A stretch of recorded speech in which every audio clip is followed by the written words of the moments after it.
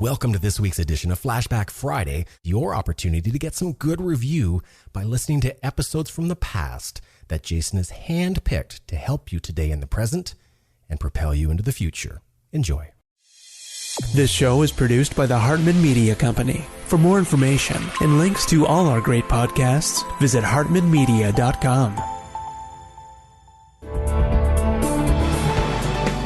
Welcome to Creating Wealth with Jason Hartman. During this program, Jason is going to tell you some really exciting things that you probably haven't thought of before, and a new slant on investing. Fresh new approaches to America's best investment that will enable you to create more wealth and happiness than you ever thought possible. Jason is a genuine, self-made multimillionaire who not only talks the talk, but walks the walk. He's been a successful investor for 20 years and currently owns properties in 11 states and 17 cities. This program will help you follow in Jason's footsteps on the road to financial freedom. You really can do it. And now, here's your host, Jason Hartman, with the complete solution for real estate investors.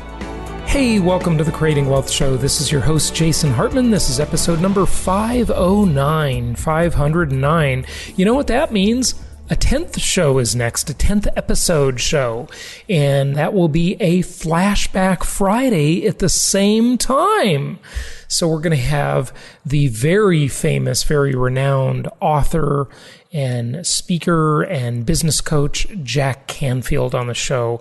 And, you know, that was really just a great interview. I really enjoyed talking to Jack. So that will be our next show. But for this show, we've got someone even more famous, and that is my mom.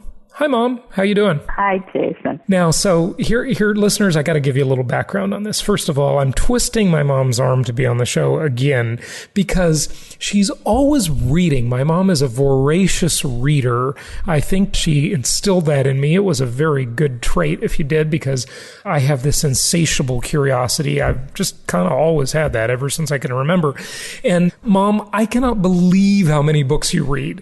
I mean, I even told you that you should start your own podcast and just call it, I don't know, Joyce's Book of the Week Club.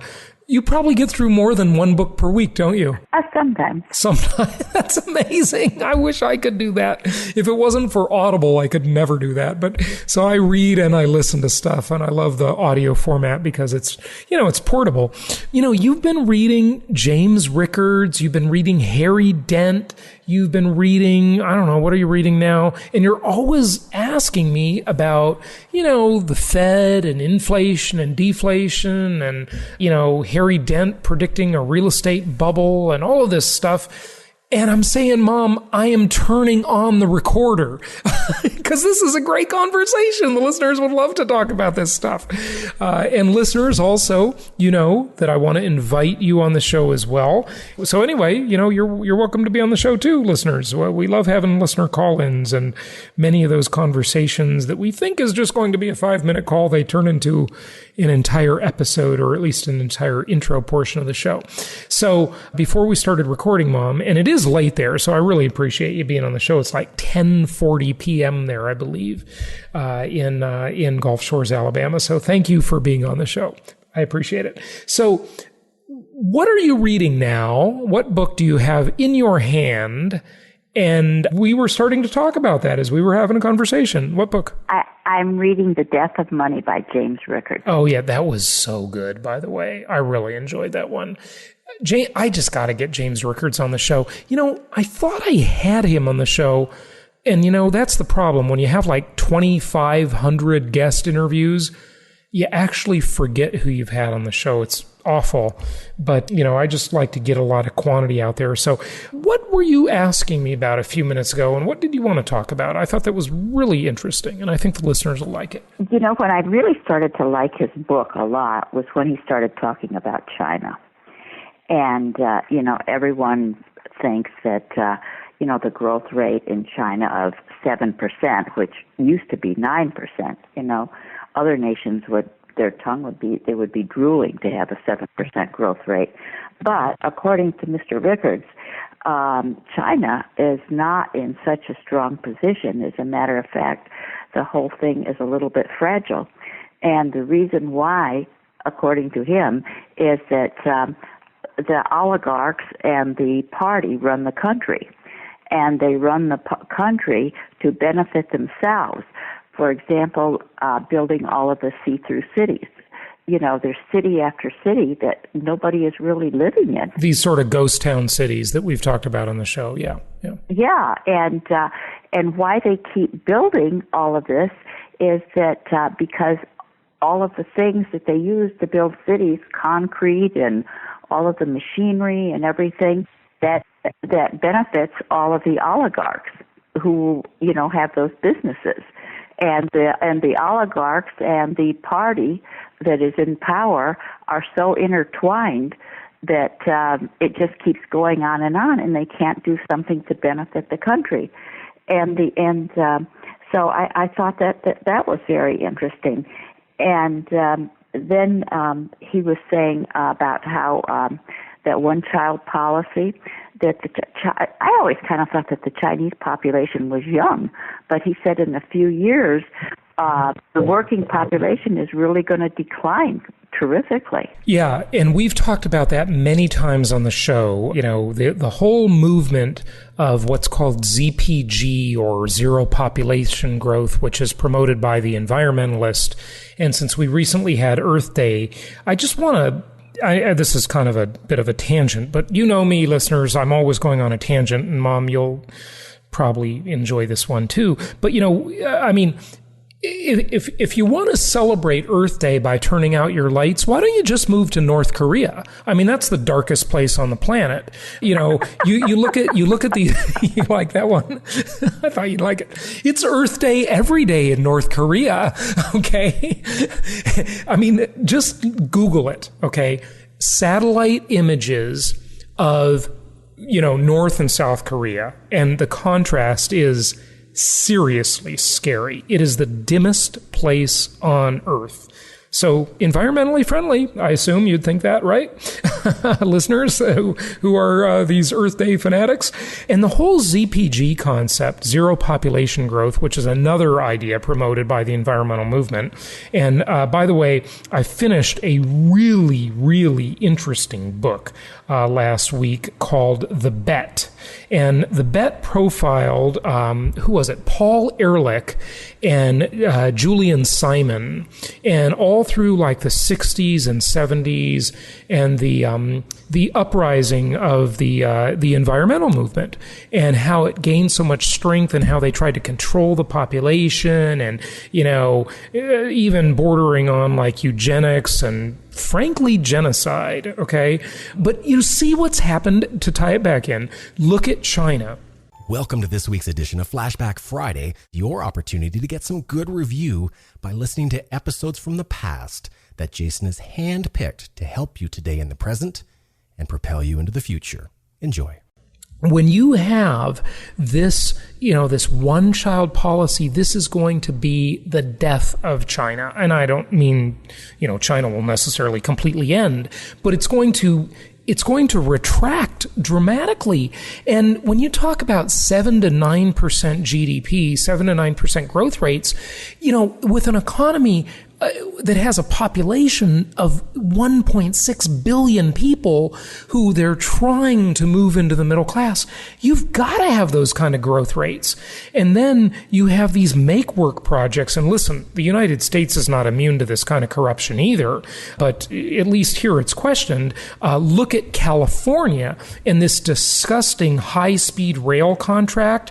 Do you know Dianne Feinstein, California senator and I'll say it, criminal, just my humble opinion, okay? And I don't mean criminal necessarily in the criminal sense, if you get my drift, but legalized criminal behavior that should be criminal, okay? Dianne Feinstein's husband, coincidentally, politics makes strange bedfellows, okay, wins a near $1 billion contract for the high-speed rail in California. And this, of course, like the bridge to nowhere, is the train to nowhere, that probably will be it's already way over budget, and it's going to be probably something that nobody will ever really use. It would never really work in the free market. It would never survive if it wasn't for a bunch of disgusting government bureaucrats. And this article in, what's this article in? I don't know, where it is. By news editor, it says, Thomas Lifson of the American Thinker, right? They call it corruptifornia,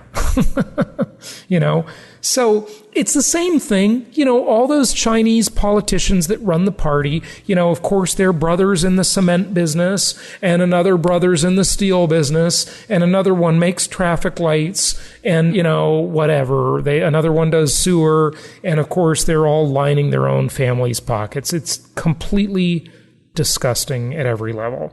So that's what you have. But yes, the one-child policy and ZPG, that whole concept, is a really scary thing for economies and for people. Back in the early days of Paul Ehrlich, who wanted to control the population size, and, Julian Simon, his arguments won over and over. He was the rational guy against frankly, the environmental wacko. And listen, I like a nice environment. Nobody will argue with that. The only question is, by what method do we use to get there? They thought that the Earth could not support more than 2 billion people. Look at us now, this Malthusian alarmist crap views people as the problem when people are the solution. People are the resource. And it's, I'm so passionate about this because this is a scary idea. This is a scary, evil idea.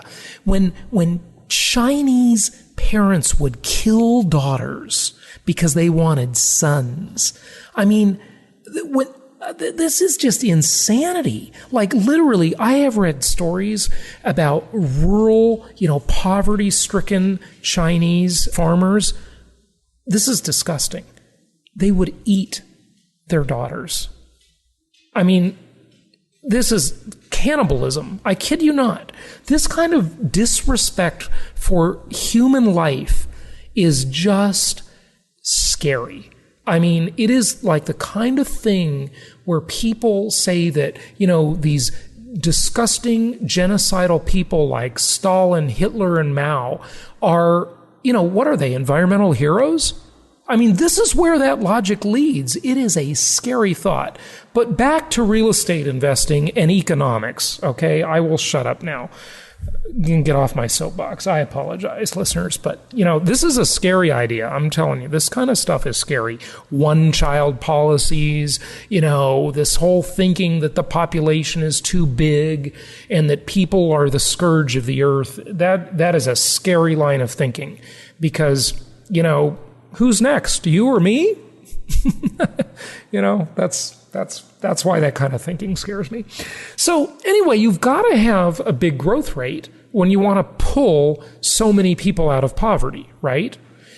China, a lot of its growth is an illusion, They don't have the reserve currency, and they've got an aging population. And if you look at what happened to Japan with the lost 2 decades, really a large part of that Japanese problem, of course, in the 80s, I remember in, circa 1989, everybody thought Japan would take over the world.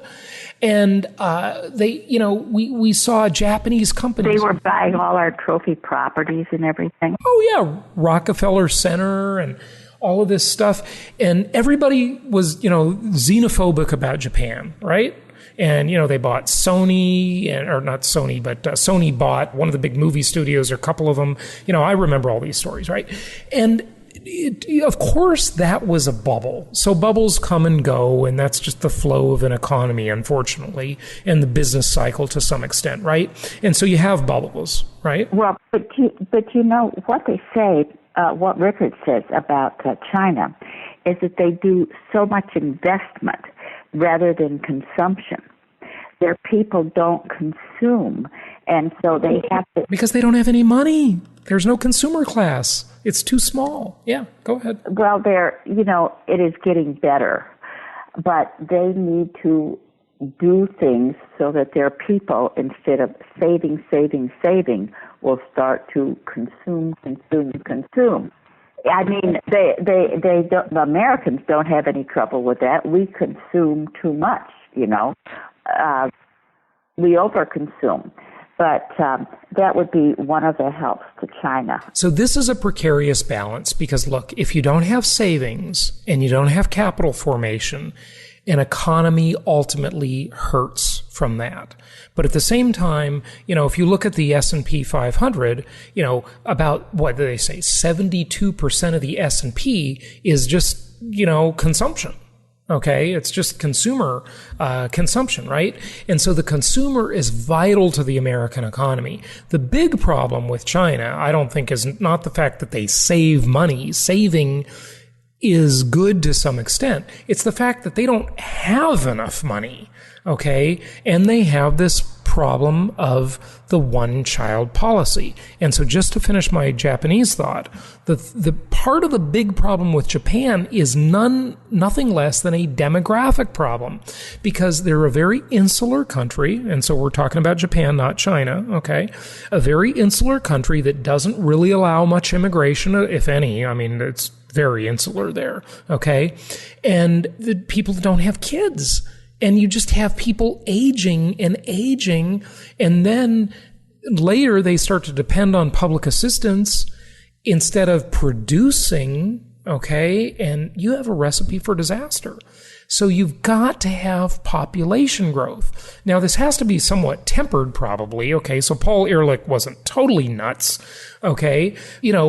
It just shouldn't be controlled by a government program. And I'll give you an example. Jimmy Carter's mother, by the way, on this book, she would do permanent birth control operations in India. Okay. And they talked about that, Lillian Carter. Okay.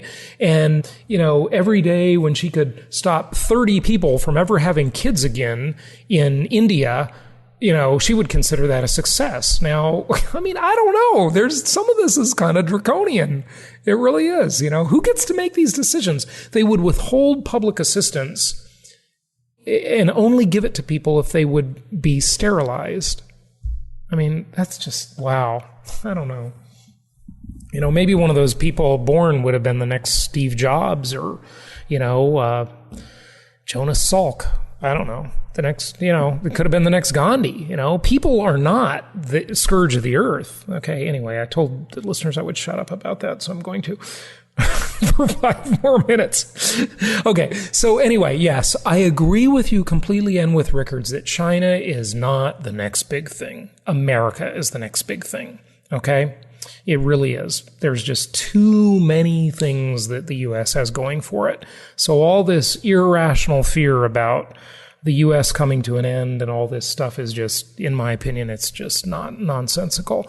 But let's talk about the scamminess of the U.S. Federal Reserve, because you were asking about that, and the IRS and the inflation equation, because that's something we've talked about a lot on the show. And I think you had an interesting take on that, Mom. So what were you saying about that a few minutes ago? Well, I was amazed when I was reading his book that the government subtly promotes inflation. Now, the average citizen doesn't want inflation because it eats up his earnings. But the government cannot live without inflation. And, I just didn't realize that. Most people don't realize that. So inflation is the insidious... Well, see, here's the thing. The banks, the government has to have higher and higher taxes to continue to live because it spends at higher and higher levels all the time. So the government can tax the higher salary that the worker gets, but the government cannot tax the savings that the worker will get if prices start to fall.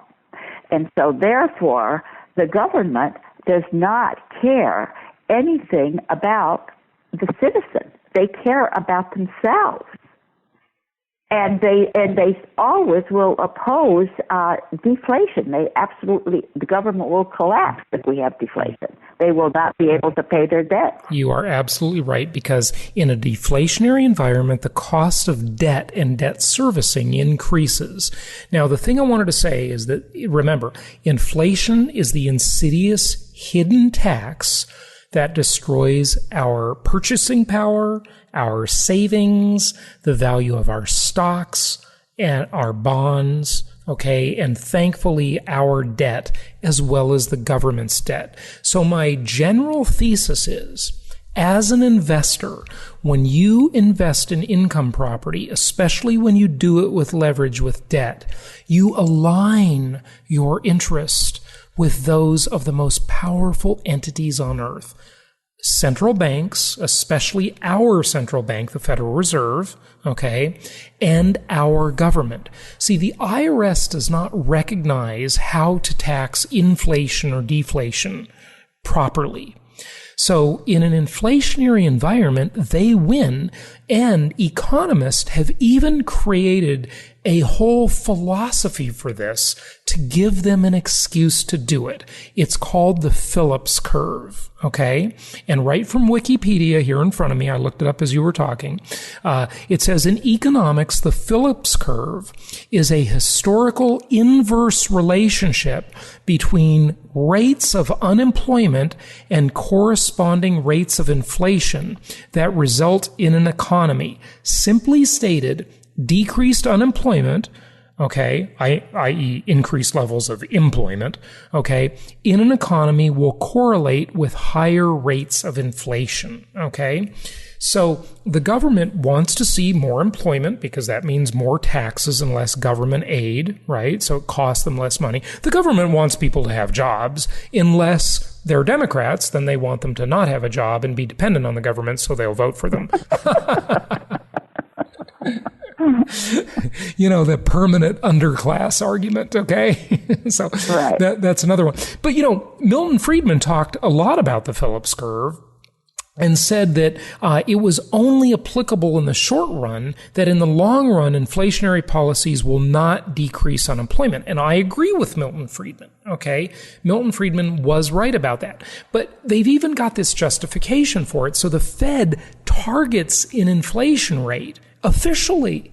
They officially bless inflation of around 2%, which, remember, will always be understated because the government has a big incentive to understate inflation. The real inflation rate is a good 50%, maybe even more, higher than the official stated rate. Just like the unemployment rate. Yeah, the unemployment rate too, you know. Yeah, I had the founder of shadowstats.com, which, you know, sort of exposes the truth in these numbers. Very interesting website. And yeah, they understate unemployment and they understate inflation. Just a reminder, of course, we've talked about this many times in the past, but how do they understate inflation? They do it through the primary ways in which they calculate the consumer price index. Weighting, how much they weight each item in the basket of goods in the consumer price index. Hedonics, and that means the amount of, you know, the root word hedonism, the amount of pleasure you get from your purchases, okay, and I can explain these in more detail. And then substitution. So substitution just says that, you know, if the price of beef goes up, then everybody will just convert to chicken. And, you know, maybe you don't like chicken. Maybe you think chicken is a dirty bird, okay? And so, you know, they just assume everybody will convert and they just substitute things around in there. But, you know, maybe we don't want to convert as consumers, right? And then they have something they call the core rate or core inflation, where in doing that, they strip out the cost of food and energy because those, they say, are too volatile. But those are the major things that the consumer has to pay for. Of course, the cost of food or the cost of energy is in every single product or service anybody ever buys. Right. Energy is baked into the equation. And food, of course, we need that to live. Food and energy, we can't live without those things. Right now, much to Obama's chagrin, energy's, well, not all energy, but it's kind of cheap, So that's interesting. Which reminds me, I got to tell you about another book, listeners and Mom. You'll love this book, okay? It's got a funny title, so I got to just look it up, okay? It's called Smaller, Faster, Lighter, Denser, Cheaper by Robert Bryce. Really fascinating book. And again, it blows the Malthusian argument away about, scarcity and all of this silliness, okay, that we've had around for a few hundred years since Malthus unfortunately walked the planet. It just talks about energy and how, this whole concept of getting energy from wind, at least with current and, the next couple iterations of technology, it just doesn't work. You can't there's just not enough energy in the wind compared to what's the amount of energy in oil. It's really a pretty good thing. I mean, there are really only two major things on Earth, and I knew this before finishing this book, and they are, they're nuclear and they're petroleum. And those are the sources of energy that work. And of course, candidate Obama back in 2007, his stated goal, I'm sure you can find this if you search it. Okay. I'm sure there's got to be a video clip out there because I have seen it with my own eyes. Okay. I don't have it handy or I'd play it for you. But his stated goal was to see gas prices go up to $6 to $7 per gallon so that people would be forced to drive his proletariat cars. His hybrid or electric cars, okay? You like that? My snarkiness, the proletariat car. Yes, the car that the hoi polloi has to drive. Well, I'm sure his presidential limo is still going to run on gas or diesel, right? No matter what. But we, us little people, have to drive, his electric stuff. And, I just read an article about that recently that, people, when they trade in their hybrid or their electric cars, they're not rebuying. They're buying, good old internal combustion, Oh, yeah, right. And they're buying big cars. Yeah, right. So, nobody cares. And, of course, maybe someday in the future, battery technology, and there are some really promising signs, will get a lot better and electric motors will get a lot more efficient to where that all makes more sense. Okay. But for now, oil is still not bad and it's really gotten very, very clean. I mean, listen, if the environment is your concern, there's a great study that the Wall Street Journal did about the Tesla, which I think, by the way, Tesla's a beautiful car. I mean, I almost bought one about a year ago myself. I just think it's like $35,000 overpriced. And our listener, our dear Christina, who's listening, I'm sure. Hi, Christina. She loves the Tesla. I always see her posting stuff on Facebook, and they're a gorgeous car. I will be the first to agree. But the Tesla is actually a dirtier car than a comparable gasoline-powered car. So, it's not like this electricity is produced out of thin air and then you've got to deliver it to the location and you've got to make the batteries and there's all sorts of environmental sins that come with battery manufacturing and disposal. And, this is just not as simple as it looks on the surface sometimes. So really interesting stuff. But what does this all have to do with real estate investing? Okay. It has a lot to do with it because number one, when we see government corruption, which we started off talking about the show, we see inflationary pressures, we see higher taxes, and that affects us as investors. And the most historically proven, the most historically favored asset as far as taxes go is what? Income property. It's the most tax-friendly asset in America. Also, when we see these, we know that inflation is baked into the equation.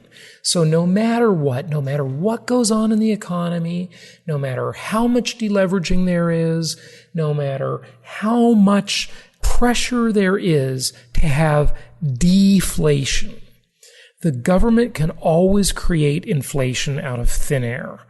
And they want to do it because, Mom, as you correctly pointed out, they have to do it. Yeah. They got to do it. Otherwise, the government debt becomes onerous, and the government's obligations to pay for government programs, welfare, Social Security, all of this stuff gets more expensive. So inflation is the best business plan for a government. And it is the home run for real estate investors because you take advantage of what I call inflation-induced debt destruction, where your debt is paid off by inflation and commodity prices appreciate in inflationary times. So remember, you get this double whammy when you own income property, because income property is nothing more than a set of commodities. Land, that's a commodity. The ingredients of the house, the copper wire, the glass, the steel, the lumber, the petroleum products, the concrete, those are all commodities that are indexed, thankfully, to inflation. So their prices increase with inflation. Rents increase with inflation, and debt is debased or diminished or paid off through inflation. And this is part of what I call the ultimate investing equation. It's quite literally the E equals MC squared, Einstein's theory of relativity, to investors. I mean, it is a phenomenally powerful concept.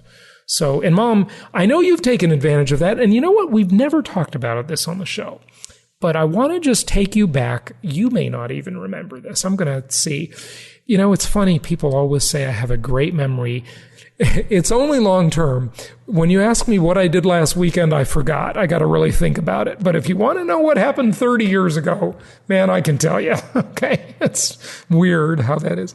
So when you bought our first house in Los Angeles, I remember that you paid $62,500 for that house. You bought it from a guy named Jerry who never bought anything new in his life. He was a garage sale junkie, and he did everything himself, and that house, of course, was in terrible condition. Do you remember when we ripped that really weird wood molding off the walls? I was just thinking of that. He did those slats in a diagonal fashion on all the walls of that bedroom, and I was standing there on a pile of wood. I mean, it was all over the floor. I remember. We used to do that every weekend. We used to fix that house up, you and I. Yeah, it was amazing. Well, you paid $62,500 for that house from Jerry. And I remember this is the part you may not remember. I remember you stressing out about your mortgage payment of $416 per month. Do you remember that? Well, I began to not like the job I was doing. You were working for the Leukemia Society. Yeah. Right. The luster had gone from that job, and I thought, oh, my word, how am I ever going to pay this mortgage? Do you remember the amount, though? It was $416. Yeah, I totally remember it. Now, a car payment is a lot more than that, although you wouldn't know because your car it's going to be in a Toyota commercial soon with your 200,000 miles. It has no payments, Jason. Well, at least I can say you do live in a mansion and you have a lot of nice clothing and jewelry and stuff, but you're just not into cars, are you? Not really. My mom's car is embarrassing, folks. Stop saying that. I'm convinced that you just want to be in a Toyota commercial. You know, like one of those people with the longest lasting Toyota. It's mind-boggling. Anyway, so yeah, you had a $416 payment. And here's the point I want to illustrate to the listeners about that, is that over time, you know, when it was 5 years later, okay, that $416 payment didn't seem like much. And when it was 10 years later, I mean, you didn't refinance that house for many years, as I recall, okay? When it was 10 years later, it seemed like nothing because inflation was debasing the value of your debt. And listen, people, it debases it in two ways. One way is the monthly payment, otherwise known as the debt service or the debt servicing, the monthly payment. And the other way is in the balance, the overall balance of that mortgage. Okay? So you're getting inflation-induced debt destruction. And this is a wonderful thing. Just like the Fed. Yeah, just like the Fed. And just like, look, we owe over $1 trillion to China. And by golly, don't you think our very powerful, most powerful government on planet Earth, most powerful military, most powerful government the human race has ever known, the United States, is having the reserve currency of the world and the military to keep it that way, no matter what anybody says. Okay? Jason, but you know, a lot of people are thinking that in 10 years, the U.S. is not going to have the leading reserve. I mean, there are a lot of other reserve currencies, but we are the leading one. I wouldn't put my money on that. Okay. You know, when you look at a country as powerful as the U.S., okay, you know, I just would not bet against the U.S. I think that's a crazy bet. So all these people that say, oh, we're going to lose our reserve currency status because we're so mismanaged and our debt is so high. The first question I ask them is compared to what? Compared to what country are we so bad? Well, compared to China, their debt is not to China, but to Japan, their debt is like 220%. Oh, Japan is insane. Of their GDP. In fact, there are many people that want to short Japan's debt, but see, I don't know that that's a wise bet either, because Japan's just going to get bailed out. Okay. Well, the new leader of Japan is doing the same things that we are doing now. You know, he's printing money like crazy. That's Abenomics, right? That's the Abenomics idea. Yeah, right. Right. Yeah, so they've got QE going on like crazy, money printing, aka QE. It sounds like a nicer way to say it, right? Quantitative easing. But all these other countries are limited because they don't have the reserve currency. The U.S. does. So the U.S. can kick that can down the road for decades. It's just not... Well, except that, you know, a lot of countries, like China, is making, you know, deals with the Latin American countries, which they deal with, which they get oil from and things. And they just bypass the U.S. dollar. And also Russia does the same thing, or is... You know, and there was a meeting that they had that they didn't invite the U.S. to. But you know what? I don't care, because guess what? The U.S. has so much power that it can basically, and I'm not saying this is right, okay? This is bullying. It's philosophically wrong, but I just know it's the way it's going to go down. Okay, the U.S. can force them to. If that starts happening in any big way, you know, it's kind of like, look, you had a teenager, me, okay? Yeah, you know, a rebellious one. Yes, and I was a rebellious one. So, you know, it's like you got to give your teenager a little bit of leeway, right? Because if you restrict them and, you know, can try to control them all the time, they're just going to massively rebel. Okay. You know, same with your spouse, right? You got to give your spouse a little bit of leeway or they're just going to run away. Okay. That's what the U.S. is doing. So what? So they have a meeting and don't invite the U.S. and they're, you know, going to do a little trading on the side in their own currency, or who knows, maybe they'll use Bitcoin or some other failed idea like that. Okay. That's a prediction. Okay. Which I wish I would be wrong on, by the way. I would love to see Bitcoin succeed, but my prediction is that it will never succeed in any big way. But so what? You know, when push comes to shove and we want to inflate our debts away, when the U.S. wants to do that, we're going to force our reserve currency down everybody's throat. I'm not saying it's right. I'm just saying that's the way it's going to happen. It has to. Okay. And we can do it. Because we can have sanctions, we can have military movements, and, you know, they do those military things mostly as an excuse, right? It's never the cause you think it is.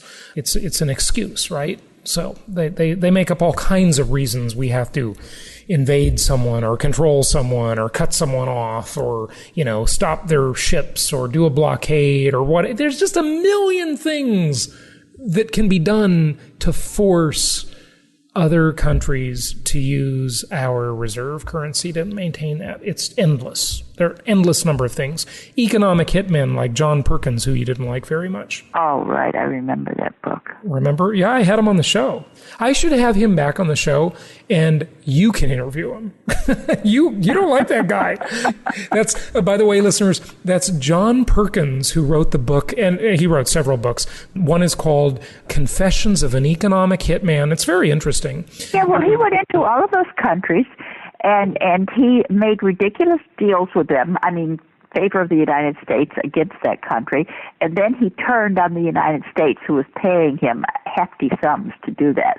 And I thought that was absolutely traitorous. Yep. Well, it's unappreciative to say the least, right? But anyway, that's the way it is. So yeah, there's Economic Hitmen.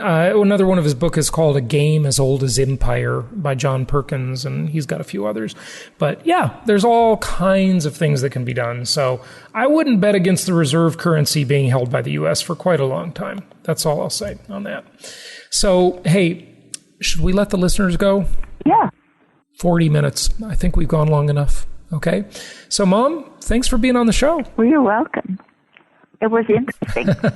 Let's talk again soon. And hey, listeners, let me know if you think my mom should start her own podcast, because I offered to do it for her, and she would just talk about all the books she reads. You're in the book club, and you're always reading books. I mean, it's amazing. I don't think it'd be very interesting to everyone. Oh, I think it'd be better than you think, What else is on your book list? What else do you have? Even if it's, not related to the show, fiction, whatever you're reading for your book club or whatever. The one for next month is The Storyteller, but I don't know what it's about even. What was this month or last month's book? This month was, it was about Nazi Germany and, how they took, it was the war in Nazi Germany. Yeah, okay. And what was the one before that? And the one before that was Defending Jacob, which was my choice. It was a father who was the deputy district attorney, and it was his son who committed the crime, who killed another student.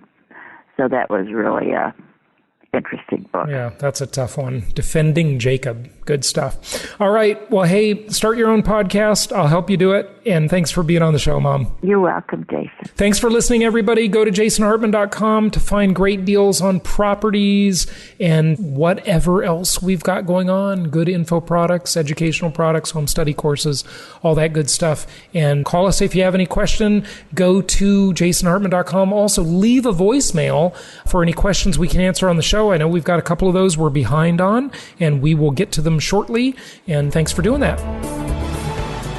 What's great about the shows you'll find on jasonhartman.com is that if you want to learn how to finance your next big real estate deal, there's a show for that. If you want to learn more about food storage and the best way to keep those onions from smelling up everything else, there's a show for that. If you honestly want to know more about business ethics, there's a show for that. And if you just want to get away from it all and need to know something about world travel, there's even a show for that. Yep, there's a show for just about anything. Only from jasonhartman.com, or type in Jason Hartman in the iTunes store. This show is produced by the Hartman Media Company, all rights reserved. For distribution or publication rights and media interviews, please visit www.hartmanmedia.com or email media@hartmanmedia.com.